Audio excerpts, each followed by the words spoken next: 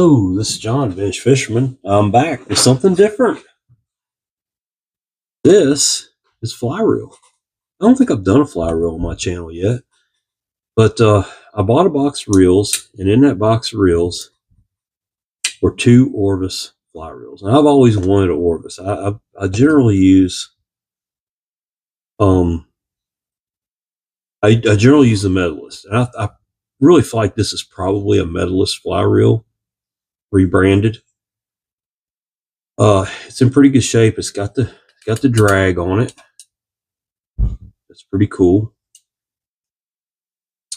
I'm going to have to flip it around for left hand use. It's set up for right hand use right now. So, and then I'm going to clean it, of course. So let's show you how you flip a fly reel around. Let's see here.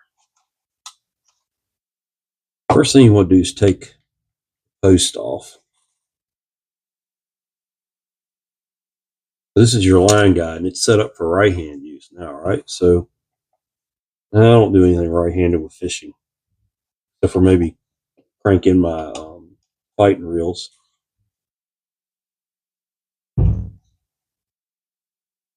cast right handed. Well, I don't understand people who are left handed. They cast with their right and then switch. I don't know. You tell me. I don't understand it.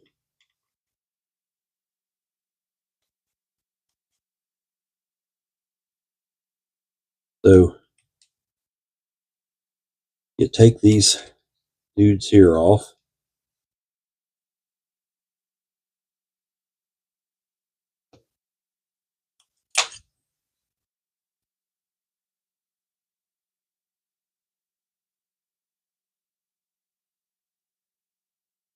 It moves your line guide, which is all falling apart now.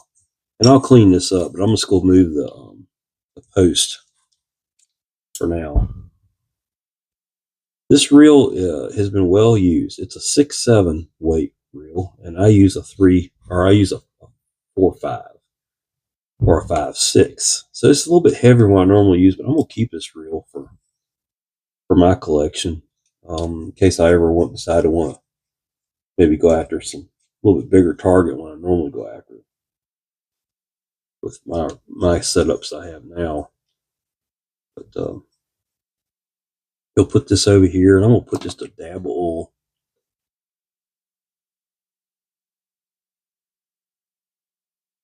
down in there. I'll clean these really good, but you don't just switch the line guide. I'll show you here in just a minute. Now, why did I decide to keep the Orvis? Well, we have an Orvis distributor here in my hometown, and I think it's kind of cool to have that. You know, I've got a couple Orvis spinning reels. Oh, I didn't put any oil on there. I was sitting there saying, well, you oiled the other side, dummy. Why didn't you want to oil this side? But I thought, man, it'd be kind of cool to show up down at the Orvis store and hand them this reel and say, hey, put me some backer and some line on there. I use probably weight forward more than likely. So now it's going to be set up like this. Well, and I'll put all this on later, but you've got to switch this around too. So you take this post off.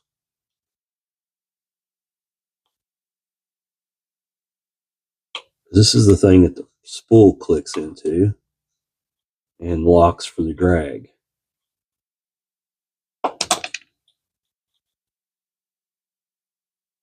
So see how this is made? You flip it around. Now you don't get as many clicks on this side. Okay. There is a little clicker that'll fall out on you in there. You gotta make sure that stays in place. That's fun. Not sure why that's coming. Whew, barely caught that.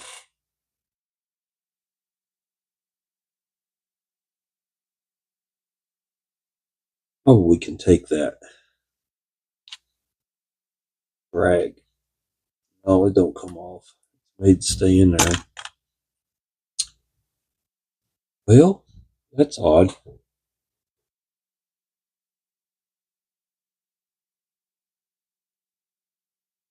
This will go on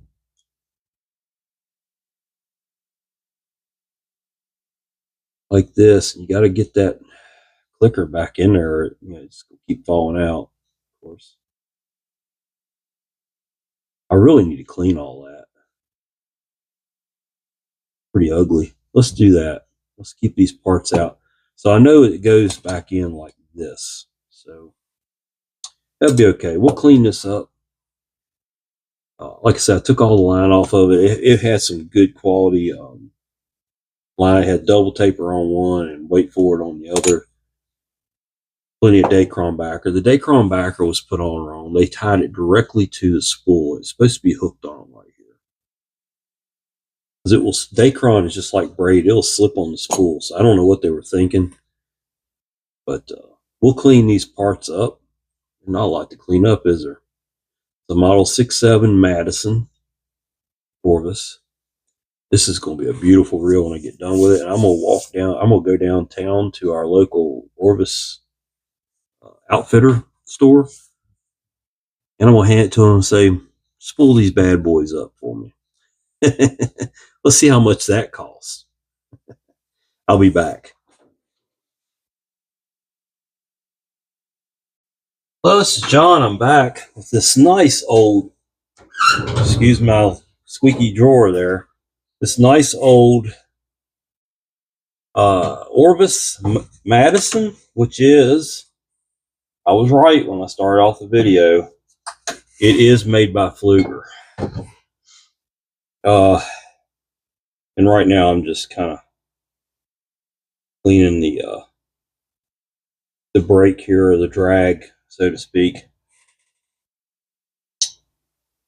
It's a special edition too. The colors that they use for this reel were very different than what they used for the metal. This is kind of a gunmetal silver. It makes a real handsome looking reel. My biggest problem is going to be getting, and I've already kind of pre-lubricated some of this stuff, so just forgive me. I kind of got ahead of myself, and I realized, oh hell, I'm not filming. So you got a spring that goes down there. This comes out, and I'm not real sure how I'm going to get it to stay in there while I figure this bad boy out. It's got to go a certain way. This goes down the 8 holes, I think it is. 1, 2, 3, 4, 5, 6, 7, 8. Yeah. The 8 go down. I believe it's got to be spun around. Sometimes easier said than done. I'm not sure what's supposed to keep that thing like that, but I read a couple articles on flipping these things around, and so we'll see if we can't get it to cooperate. So once you get that in there and hold it into place, of course, this little piece here goes in. 2 screws. It kind of has to go. Not the easiest thing to do, but especially with big thumbs, but I think I got it. Yes, I did. So you have to flip this plate over. You saw me take it out. You put the 8 notches down when you flip it over for left-hand use. I'm setting it up for left-hand use just in case there's any confusion as to what the heck I'm doing here.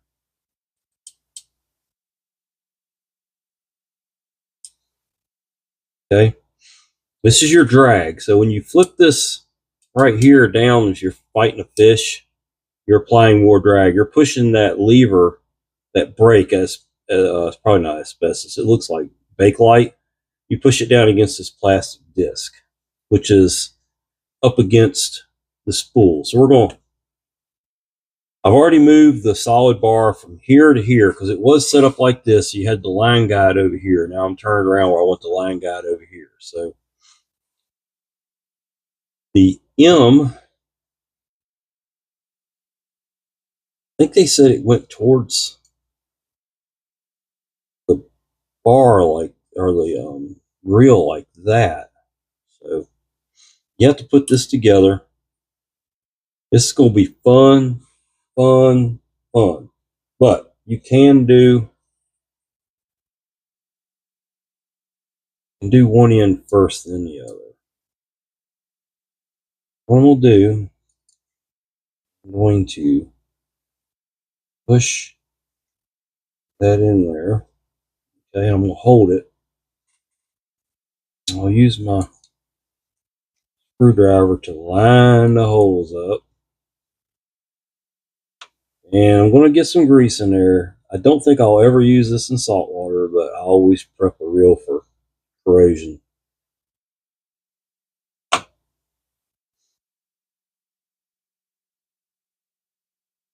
Then we're going to go to the other side. Put a little bit of grease right there. I'll wipe that excess grease off in just a minute. I'm just trying to get some on the threads as I go in with them.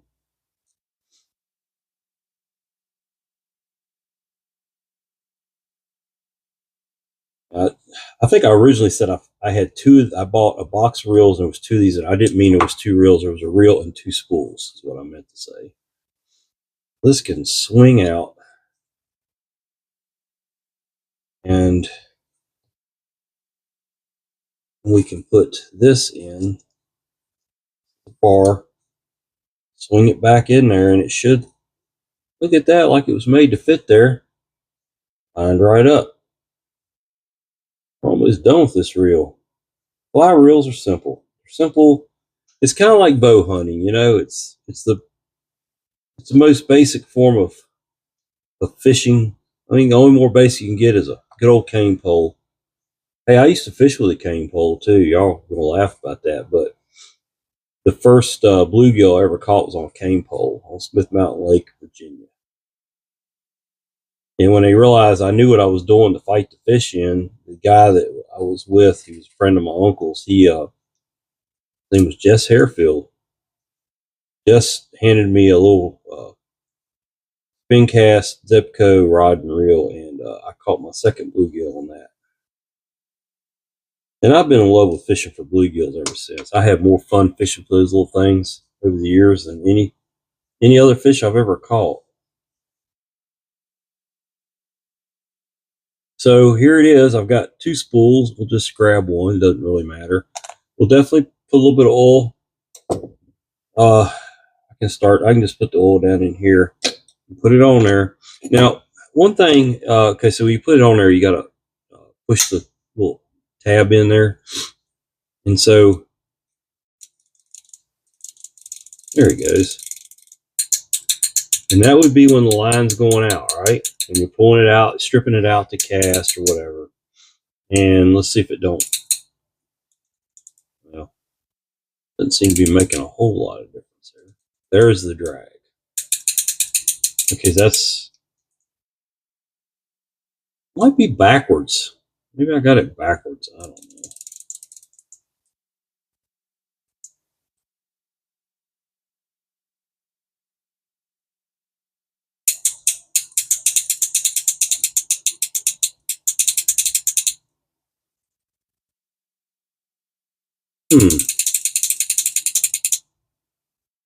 It should be right. Maybe it was set up right before.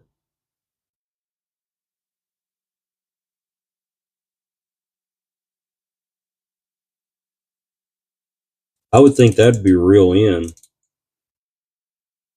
The line comes in low. Yeah, I got it backwards. Hey, I like to do things like 4 or 5 times, you know. It's no fun just doing something once.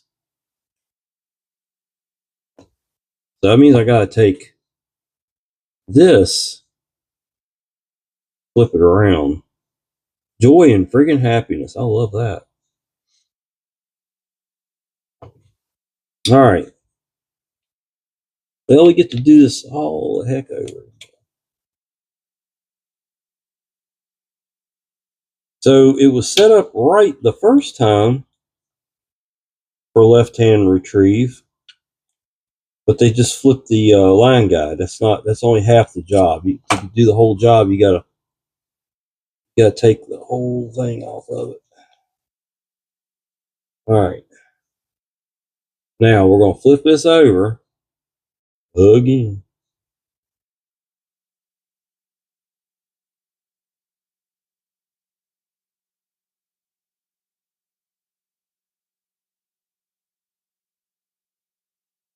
There we go. You got to kind of hang on to it. Keep it all under control.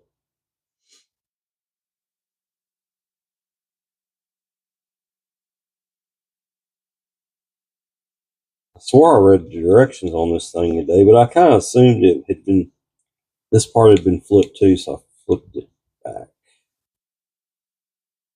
Okay. So those two screws are in there. You don't have to put them in super tight. Put this in, you push that in. So that'd be your reel in, and then here's your drag back.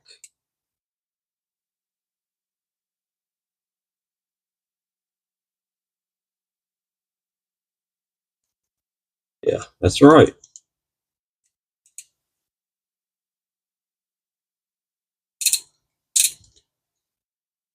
Okay.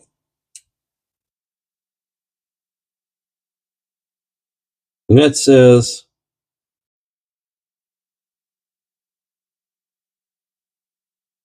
on.